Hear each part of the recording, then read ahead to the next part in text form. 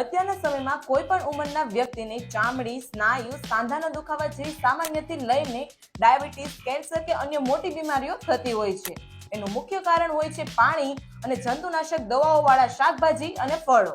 આ પરિસ્થિતિમાં તમને ખાતરી છે કે તમારા પરિવારમાં કોઈને ભવિષ્યમાં ગંભીર બીમારી નહીં થાય? તો જવાબ ના છે.